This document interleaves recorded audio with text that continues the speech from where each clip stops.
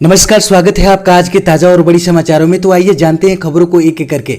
अगर इससे पहले कि आप हमारे चैनल पर नए हैं तो चैनल को सब्सक्राइब करके ऑल नोटिफिकेशन बिल को जल्दी से दबा दें ताकि आने वाले सभी लेटेस्ट न्यूज की जानकारी मिलती रहे।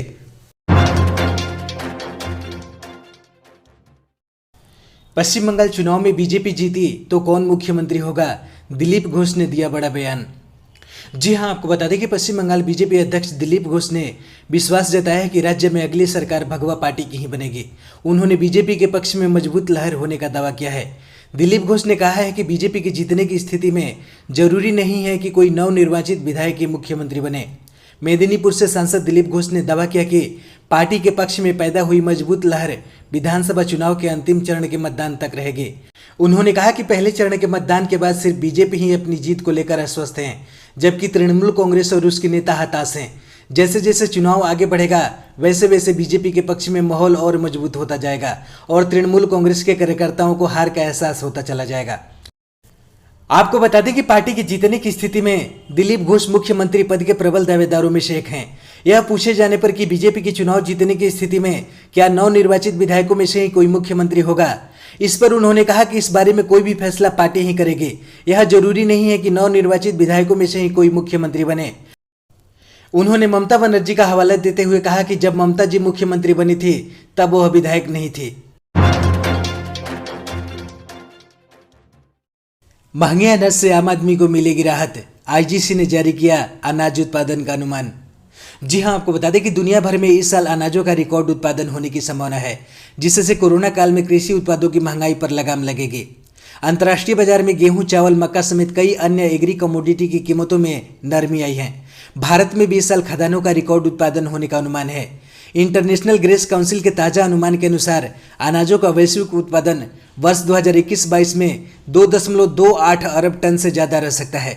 हालांकि खपत में भी इजाफा होने की संभावना है, इसलिए आपूर्ति बढ़ाने के बावजूद कैरी फॉरवर्ड स्टॉक का कोई दबाव नहीं होगा। आईजीसी के अनुमान के अनुसार गेहूं का वैश्विक उत्पादन पिछले सीजन के 77.4 करोड़ टन से बढ़कर इस साल 79 करोड़ टन तक किया जा सकता है। कृषि विशेषज्ञ विजय सरदाना ने कहा कि भारत अनाजों का आयात नहीं करता है, इसलिए वैश्विक उत्पादन रिकॉर्ड होने से कीमतों पर दबाव रहने के बावजूद भारत में इसका असर नहीं होगा। लेकिन तिलहनों का वैश्विक उत्पादन बढ़ने से भारत में खाने का तेल सस्ता हो सकता है, क्योंकि भारत खाद्य तेल के मामलों में आयात पर निर्भर करता है। कोरोना पर चीन को डब्ल्यूएचओ ने दी क्लीन चिट, बताया कैसे पैदा हुआ वायरस। जी हां, आपको बता दें कि कोरोना वायरस संक्रमण की वजह से पूरी दुनिया सदमे में है। एक साल से ज़्यादा वक्त बीत जाने के बावजूद इस महामारी का अंत होता नजर नहीं आ रहा है, बल्कि इसके ठीक उल्टे वायरस का अपना प्रकोप बढ़ता ही जा रहा है। साथ ही कोविड-19 से अलग अलग नए स्ट्रेन मिलने से विश्व के सामने बड़ी चुनौती खड़ी हो चुकी हैं। लेकिन अब तक यह नहीं पता चल पाया है कि इस वायरस की उत्पत्ति कैसे और कहां से हुई। कुछ देशों ने इस वायरस को ईजाद करने के आरोप चीन पर लगाए। हालांकि विश्व स्वास्थ्य संगठन लगातार चीन की बचाव करने में लगा है। इस बार फिर डब्ल्यूएचओ ने कोरोना पर चीन का पक्ष लेते हुए उसे करीब करीब क्लीन चिट दे दी है। डब्ल्यूएचओ ने आशंका जताई है कि कोरोना वायरस चमगादड़ से अन्य जंतुओं के जरिए मनुष्यों में फैला होगा। इसके साथ ही डब्ल्यूएचओ ने कहा कि प्रयोगशाला से वायरस फैलने की आशंका बहुत कम है। डब्ल्यूएचओ की रिपोर्ट में यह बात कही गई है। समाचार एजेंसी एपी को मिली जांच टीम की मंसौदा रिपोर्ट में यह जानकारी दी गई है। केंद्रीय रेल मंत्री पीयूष गोयल का बयान, कहा मैं विश्वास दिलाता हूं कि भारतीय रेलवे का निजीकरण नहीं किया जाएगा। जी हां, आपको बता दें कि पश्चिम बंगाल में सत्ता हासिल करने के लिए बीजेपी और टीएमसी जमकर रैलियां और चुनावी जनसभा कर रही हैं। दोनों ही पार्टी दिग्गज नेताओं को चुनावी मैदान में उतारकर बंगाल की जनता को अपने पाले में करने की कोशिश कर रही हैं। बंगाल विधानसभा चुनाव के पहले चरण के मतदान संपन्न हो चुके हैं। ऐसे में बीजेपी और टीएमसी दूसरे चरण को ध्यान में रखते हुए ताबड़तोड़ चुनावी जनसभा आयोजित कर रही हैं। मंगलवार को बंगाल के खड़गपुर में केंद्रीय रेल मंत्री पीयूष गोयल ने चुनावी जनसभा को संबोधित किया। इस दौरान उन्होंने कहा कि हमारे रेलवे के कर्मचारियों ने दिन रात एक करके लॉकडाउन के बीच जनता की सेवा की। उन्होंने देश भर के किसानों के लिए खाद पहुंचाया, गरीबों के लिए अनाज पहुंचाया, बिजली घरों को कोयला पहुंचाया, सबके लिए दवाइयां पहुंचाई। वहीं रेल निजीकरण को लेकर पीयूष गोयल ने कहा कि मैं आपको विश्वास दिलाता हूं कि भारतीय रेलवे को कोई नहीं छू सकता है। इसका निजीकरण कभी नहीं किया जाएगा। भारतीय रेलवे राष्ट्र और लोगों की संपत्ति है। इसके बाद उन्होंने कहा कि विपक्ष के प्रोपेगेंडा से भरे प्रचार में न फंसे। यह आपकी संपत्ति है और आप ही की हमेशा बनी रहेगी। विदेशों में रह रहे भारतीयों के लिए खुशखबरी। ओसीआई कार्ड वालों को पुराना पासपोर्ट रखने से मिली छूट। जी हां, आपको बता दें कि भारत के विदेशी नागरिक का कार्ड रखने वाले भारतीय मूल या भारतीय समुदाय के लोगों को अब भारत जाने के लिए अपने पुराने पासपोर्ट साथ रखने की आवश्यकता नहीं है। भारतीय दूतावास ने केंद्र सरकार द्वारा इस संबंध में जारी अधिसूचना का जिक्र करते हुए सोमवार को बताया कि ओसीआई कार्ड के साथ पुराने पासपोर्ट रखने की अनिवार्यता समाप्त कर दी गई है। इस घोषणा ने विदेशों में रह रहे भारतीयों की एक बड़ी चिंता को दूर कर दिया है। दूतावास ने कहा है कि अब से पुरानी पासपोर्ट संख्या वाले मौजूदा ओसीआई कार्ड के सहारे यात्रा करने वाले ओसीआई कार्ड धारक को पुराना पासपोर्ट साथ रखने की आवश्यकता नहीं है, लेकिन नया पासपोर्ट साथ रखना अनिवार्य होगा। दूतावास ने बताया कि भारत सरकार ने 20 साल से कम और 50 साल से अधिक आयु वाले कार्ड धारकों के लिए ओसीआई कार्ड पुनः जारी करने की समय सीमा को और बढ़ाकर 31 दिसंबर 2021 तक करने का फैसला किया है।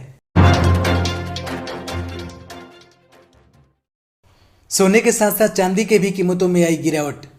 जी हां, आपको बता दें कि घरेलू सराफा बाजार में मंगलवार को सोना और चांदी दोनों ही कीमती धातुओं के भाव में गिरावट दर्ज की गई। HDFC सिक्योरिटीज के अनुसार सोने के घरेलू हाजिर भाव में मंगलवार को 138 रुपये की गिरावट दर्ज की गई।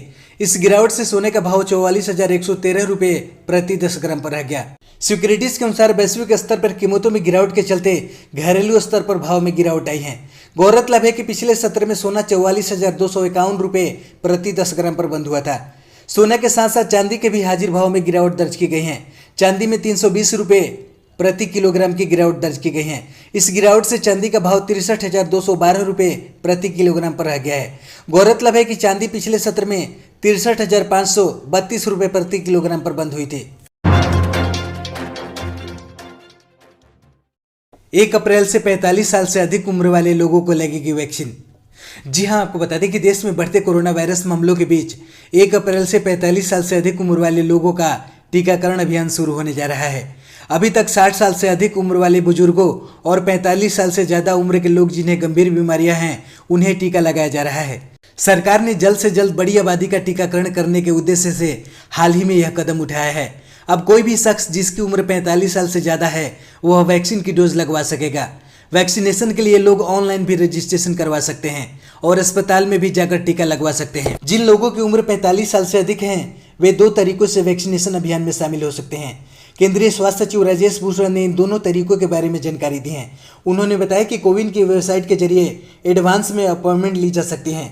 दूसरा यह है कि अस्पताल में जाकर के कोरोना वैक्सीन लगवाई जा सकती है। अमरनाथ यात्रा 2021 के लिए 1 अप्रैल से शुरू हो रहा है रजिस्ट्रेशन। जी हां, आपको बता दें कि कोरोना वायरस महामारी के बीच 28 जून से आरंभ हो रही अमरनाथ यात्रा 2021 के लिए रजिस्ट्रेशन 1 अप्रैल से शुरू हो रहा है। 3880 मीटर ऊंचे भगवान भोले के मंदिर के दर्शन के लिए 56 दिवसीय तीर्थ यात्रा पहलगाम और बालटाल दोनों ही मार्गों से होगी। 28 जून से शुरू होकर 22 अगस्त तक अमरनाथ यात्रा संपन्न होगी। श्री अमरनाथ जी श्राइन बोर्ड के मुख्य कार्यकारी अधिकारी नीतीश्वर कुमार ने बताया कि अमरनाथ यात्रा पर जाने के लिए इच्छुक भक्त को पंजाब नेशनल बैंक के 316 ब्रांच, जम्मू कश्मीर के 90 ब्रांच और यस बैंक की 40 ब्रांचों में अपना रजिस्ट्रेशन करवा सकेंगे। इसके बाद आपको बता दें कि अमरनाथ यात्रा में हेल्थ संबंधी धोखाधड़ी को रोकने के लिए यात्रा पर जाने के लिए इच्छुक भक्तों को राज्य सरकार और केंद्र शासित प्रदेश से मान्यता प्राप्त चिकित्सकों और मेडिकल संस्थानों की ओर से जारी किए गए सर्टिफिकेट ही बैंक में स्वीकार किए जाएंगे। अधिकारियों ने यात्रा के लिए कोविड-19 के मद्देनजर भारत सरकार द्वारा जारी किए गए सभी मानक प्रोटोकॉल लागू किए गए हैं। दिल्ली में धूल भरी हवाएं के साथ साथ कई राज्यों में भारी बारिश की चेतावनी। जी हां, आपको बता दें कि मौसम का रुख एक बार फिर बदल रहा है। कई राज्यों में तापमान में तेजी से वृद्धि हो रही है, तो कहीं पर बारिश, कहीं भूस्खलन व कहीं धूल भरी आंधी की चेतावनी जारी कर दी गई है। मौसम विभाग के अनुसार दिल्ली में 29 मार्च की होली का दिन सबसे ज्यादा गर्म दर्ज किया गया। दिल्ली में कल इतनी गर्मी रही कि इसके चलते पहली हीट वेव चली। वहीं दिल्ली एनसीआर का मौसम अचानक दोपहर बाद बदल गया। आसमान में बादल छा गए और कुछ इलाकों में धूल भरी आंधी चलने लगी। मौसम विभाग के अनुसार दिल्ली में अगले 48 घंटों तक ऐसा ही मौसम बना रहेगा।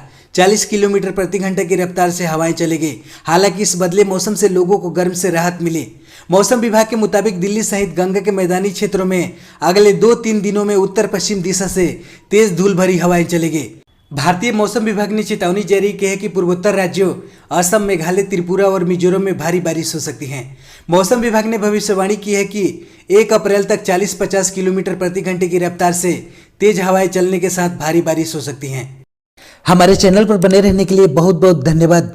दी गई जानकारी से अगर आप संतुष्ट है अथवा नहीं, अपनी राय कमेंट बॉक्स में जरूर दें। जय हिंद।